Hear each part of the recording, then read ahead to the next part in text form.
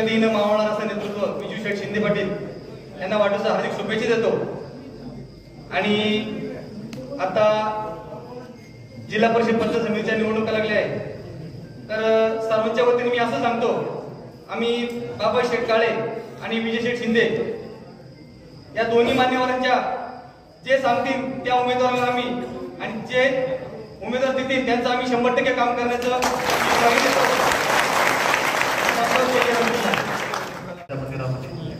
सर्व तरुण वर्ग व सहकारी आज विजय भाऊ शिंदे यांचा वाढदिवसाच्या निमित्ताने आज सकाळपासून त्यांचं रॅली आणि दौरा चालू आहे।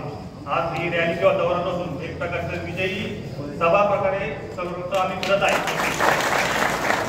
भविष्यात नक्की विजय भाऊ जिल्हा परिषद सदस्य झाल्याशिवाय राहणार नाही याची ग्वाही आम्ही आज सकाळपासून जे करतो याच्यावरून चित्र स्पष्ट होत आहे आणि हे झाल्याशिवाय राहणार नाही हे मार्गदर्शकांनी प्रार्थना करतो।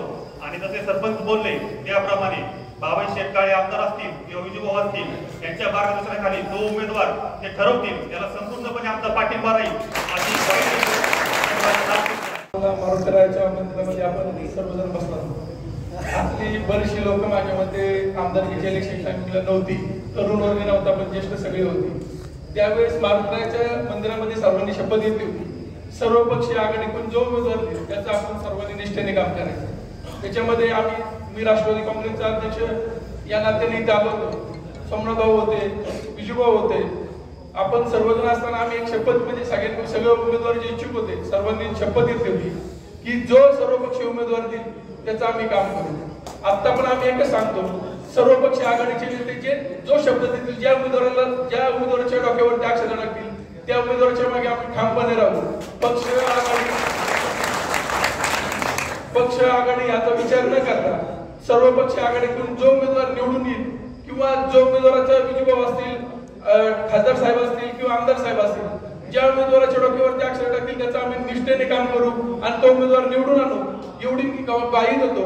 आणि आमच्याकडून कोणी, मी असेल, अक्षय असेल किंवा भाडे सरपंच असतील, गेलन सर असतील किंवा अजून दोन इच्छुक उमेदवार आलेले नाही, त्यांच्या वतीने आम्ही एकच सांगतो, तुमच्या सर्वांच्या साक्षीने व मार्गदर्शनाच्या साक्षीने सांगतो, आमच्यातला एकही व्यक्ती बंडखोरी करणार नाही।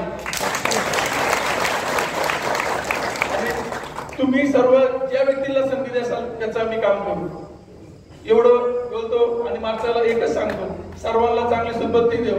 आणि जे विजूभाऊंनी आज विजूभाऊच्या वाढदिवसानिमित्त आपण रॅली काढली, सर्व गाव गेट दौरे केले, सर्व गावामध्ये एवढी मोठी आज रॅलीमध्ये प्रतिसाद भेटला, विजयाची रॅली असं समजू आपण।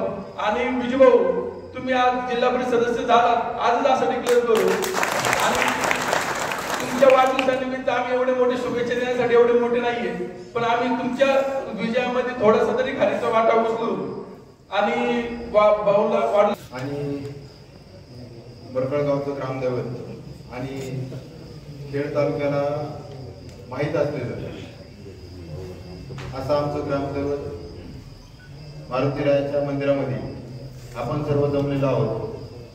आज खरं तर विजूभाऊ यांचा वाढदिवस, या वाढदिवसानिमित्त शुभेच्छा देण्यासाठी, सदिच्छा देण्यासाठी सर्व मंडळी जमलेला आहे।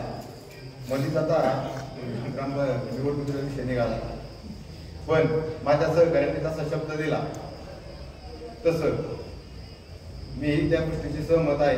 आमच्यापैकी कोणताही उमेदवार तुम्ही देतात त्याच्या पाठीशी आम्ही सर्वजण उभे राहू आणि कोणी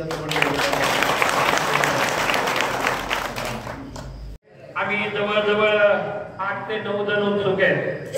त्यामध्ये आदरणीय सतीजी भागळे असतील, या ठिकाणी विशाजी थरेकर असेल, प्रसादजी आमची बावकी गेनंद असेल, तसेच या ठिकाणी काही उमेदवार या ठिकाणी उपस्थित ना, अक्षय चव्हाण असेल, त्या ठिकाणी क्वाळीनगरीचे काही उमेदवार या ठिकाणी उपस्थित नाहीत।